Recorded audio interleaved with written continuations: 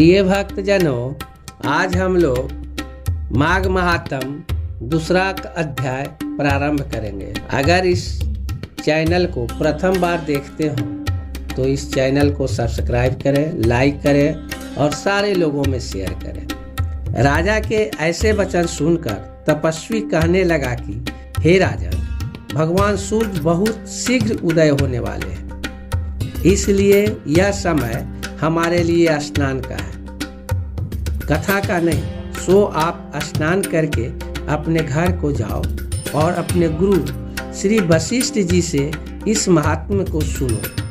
इतना कहकर तपस्वी सरोवर में स्नान के लिए चले गए और राजा भी विधि पूर्वक सरोवर में स्नान करके अपने राज्य को लौटा और रनिवास में जाकर तपस्वी की सब कथा रानी को सुनाई।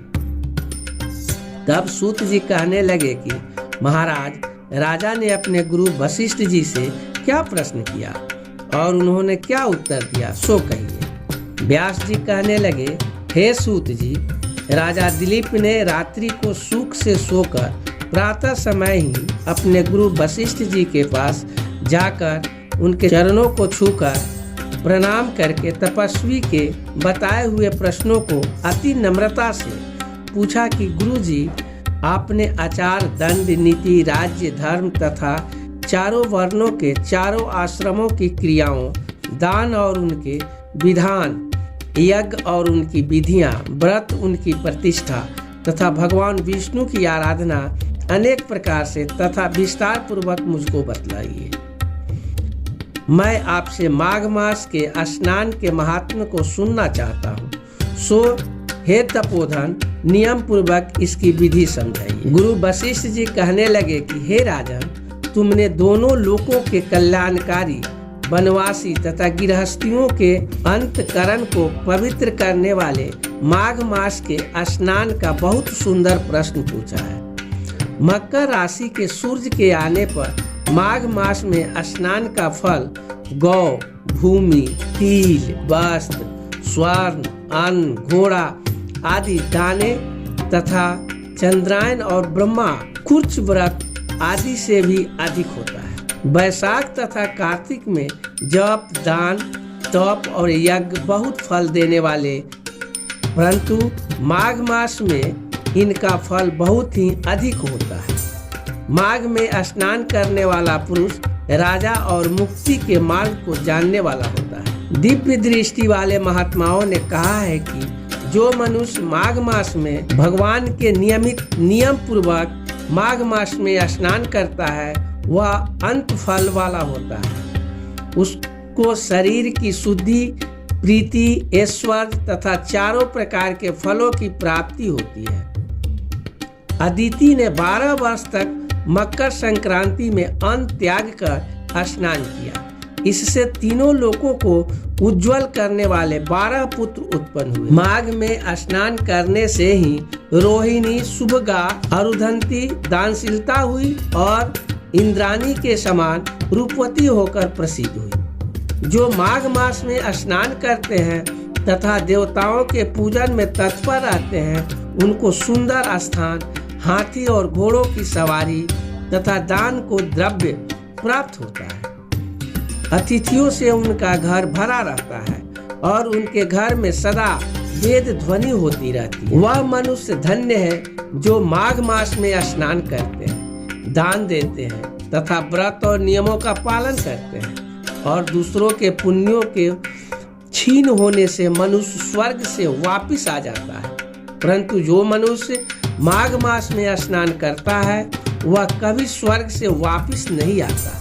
इससे बढ़कर कोई नियम, तप, दान, पवित्र और पाप नाशक नहीं है। भृगु जी ने मणि पर्वत पर विद्याधारों को यह सुनाया था।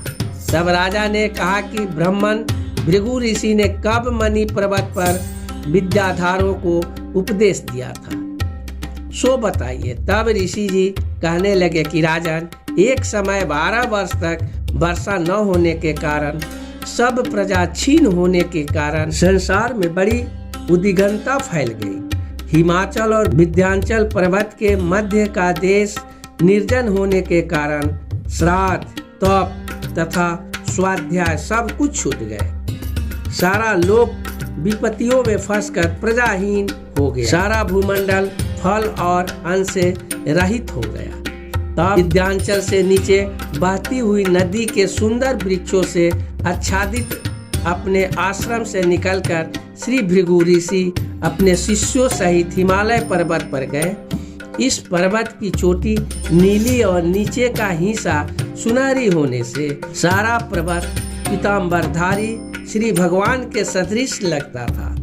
पर्वत के बीच का भाग नीला और बीच बीच में कहीं कहीं सफेद स्फटिक होने से तारों से युक्त आकाश जैसी शोभा को प्राप्त होता था। रात्रि के समय वह पर्वत दीपकों की तरह चमकती हुई दिव्य औषधियों से पूरित किसी महल की शोभा को प्राप्त होता था। वह पर्वत शिखाओं पर बांसुरी बजाती और सुंदर गीत गाती हुई किनारियों तथा केले के पत्तों की पताकाओं से अत्यंत शोभा को प्राप्त हो रहा था। यह पर्वत नीलम, पन्ना, पुखराज तथा इसकी चोटी से निकलती हुई रंग बिरंगी किरणों से इंद्रधनुष के समान प्रतीत होता था।